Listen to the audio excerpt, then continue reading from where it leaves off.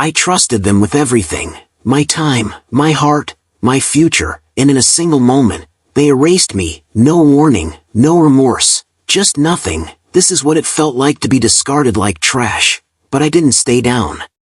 My name is Ethan Mercer. I'm 33, a supply chain analyst living in Denver, Colorado. Every morning I wake to the sharp smell of fresh coffee and the faint hum of traffic outside my apartment. I lace my sneakers, jog past the crisp autumn leaves, and then settle into my office cubicle, the click-clack of keyboards around me forming a steady rhythm. I've always believed in giving my all, late nights at the office, missing my sister's birthday dinner, covering for colleagues who never thanked me. It was all part of doing the right thing. Lately, though, I've noticed subtle shifts, whispered jokes behind my back, the way my manager, Camden Drake, would glance at me with a smirk that never reached his eyes. Something felt off, but I buried the unease under spreadsheets and email alerts, convincing myself it was paranoia. Camden, he was charming, persuasive, the type of guy who made people feel lucky just to work beside him, but beneath that polished exterior was someone who measured loyalty only in profit and advantage. I remember the countless nights we stayed after hours, me double-checking his work, correcting mistakes he promised he'd fix. I gave him more than effort, I gave him trust. I covered $5,000 in client losses once, kept his errors secret from upper management, and even took on his projects when he had emergencies. He'd lean back in his chair, flashing that infuriating grin. Ethan, relax. You've got this. Don't worry. It's all under control. And I believed him. But that Friday, everything I built was ripped away. A confidential contract I had secured, my work, my late nights, was suddenly claimed as his own. And the way he delivered it, smug, entitled, like it was my fault I didn't see it coming. The email landed in my inbox at 8:42 a.m. sharp. Subject line, promotion update. Ethan, thanks for your efforts. I clicked, heart sinking. Camden's name was on the top of the congratulatory message. My work, my credit, handed to him. I felt a sharp taste in my mouth, my chest tightening, hands trembling over the keyboard. I wanted to scream, to throw something, to shatter every screen in the office, but I didn't. I swallowed, sat back, and let the betrayal wash over me like ice water. You're too loyal for your own good, Ethan. Maybe next time, play smarter, he whispered across the cubicles. Knowing I heard him, that was the final sting. I couldn't react then, but I knew I could plan.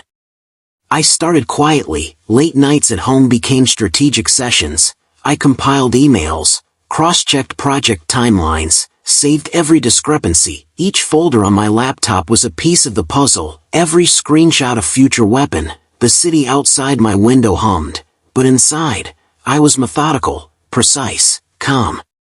I didn't vent on social media. I didn't complain to coworkers. I worked silently, preparing for a reckoning that would be as inevitable as sunrise. The moment of truth wouldn't be chaotic. It would be undeniable. The foundation Camden built on my back. I was about to expose it, piece by piece.